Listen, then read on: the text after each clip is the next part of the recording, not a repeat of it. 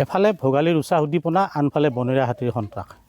মই ভৱেশ চন্দ্ৰ ভাগৱতী এই মুহূৰ্তত উপস্থিত আছোঁ ৰংজুলি আৰক্ষী থানাৰ অন্তৰ্গত উদমাৰী গাৰোপাৰাত। আৰু ইতিমধ্যে গাৰোপাৰাতো ইতিমধ্যে দেখিবলৈ পোৱা গৈছে যে যোৱা নিশা বনৰীয়া হাতীৰ তাণ্ডৱ। আৰু এই বনৰীয়া হাতীৰ তাণ্ডৱত ইতিমধ্যে উদমাৰী গাৰোপাৰাৰ কেইবাটাও পৰিয়ালৰ বাসগৃহ ভাঙি চিঙি তছ নছ কৰা দেখিবলৈ পোৱা গৈছে।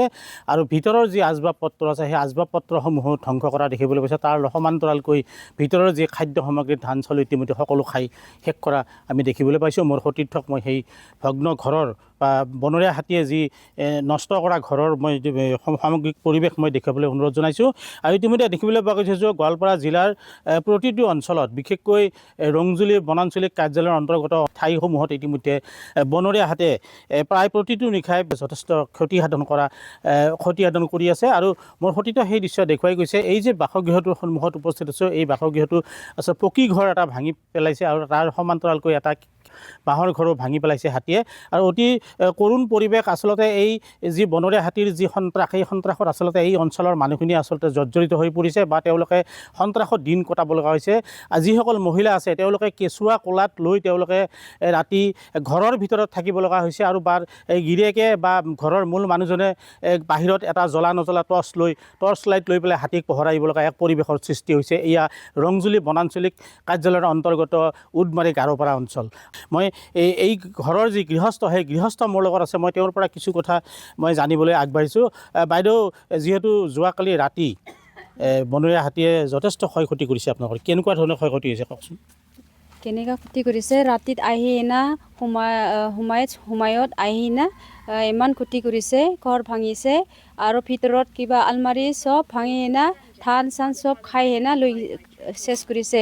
এতিয়া মই কি কৰিম মই নাজানে। থাকিবলৈ ঠাই নোহোৱা হৈছে আপোনাৰ? থাকিবই ঘৰে নাই। এতিয়া ক'ত থাকিব, ক'ত পঢ়িব? বন বিভাগৰ মানুহ আহিছিল নে নাই? ফৰেষ্টাৰৰ মানুহগিলানো আহিছে ৰাতিত, আহিলেও যোৱা সময়তহে আহিছে। কিমানমান হাতী আহিছিলে?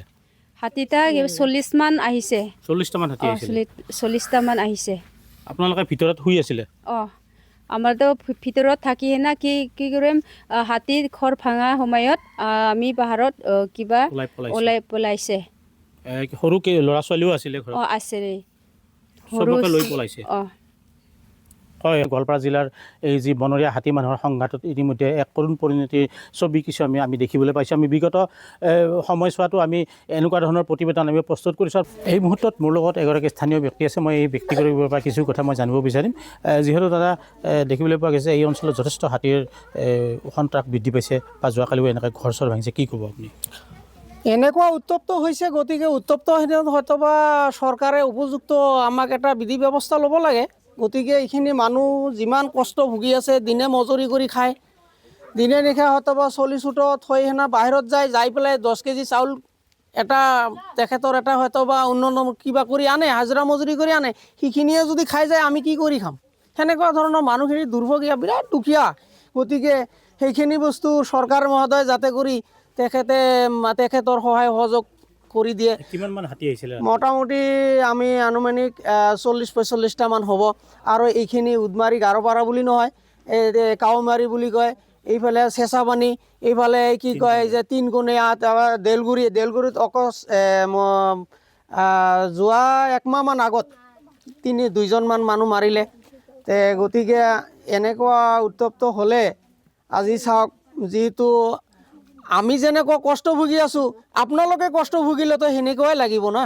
গতিকে মই অনুৰোধ কৰিছোঁ চৰকাৰ মহোদয়ক যাতে কৰি আমাক সহায় সহযোগ কৰি দিয়ে।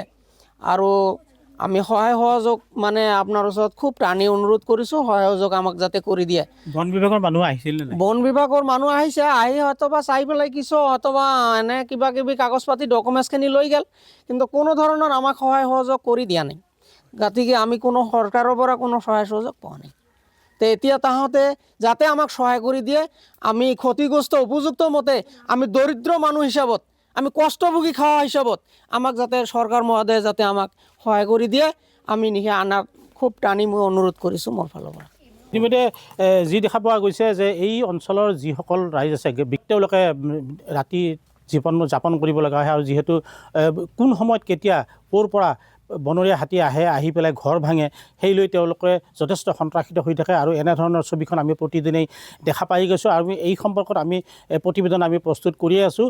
আৰু এনেদৰেই প্ৰতিটো নিশাই যি গোৱালপাৰাৰ যি এইসমূহ গাঁও অঞ্চল আছে, বিশেষকৈ জনজাতীয় লোকসকলে বাস কৰা যিসমূহ অঞ্চল আছে, অতি গৰীব দুখীয়া পৰিয়াল তেওঁলোকে কোনোমতে জীৱন নিৰ্বাহ কৰে আৰু এইসকল লোকৰে যি বাসগৃহ, এই বাসগৃহসমূহে আচলতে বনৰীয়া হাতীয়ে যি বনাঞ্চলত খোৱাৰ সামগ্ৰী বিচাৰি নাপায়, তেওঁলোকে বনৰীয়া হাতীয়ে জনাঞ্চলত প্ৰৱেশ কৰে আৰু জনাঞ্চলত প্ৰৱেশ কৰি এই বনৰীয়া হাতীয়ে মানুহৰ ঘৰ দুৱাৰ আক্ৰমণ কৰি ঘৰৰ ভিতৰত থকা সকলো বস্তু তছনছ কৰি ঘৰ দুৱাৰ ভাঙি লণ্ডভণ্ড কৰে আৰু তাৰ সমান্তৰালকৈ ক'ৰবাত মানুহ বনৰীয়া হাতীৰ আক্ৰমণত আহত বা নিহত হ'ব লগাৰ খবৰো আমি ইতিমধ্যে লাভ কৰিছোঁ।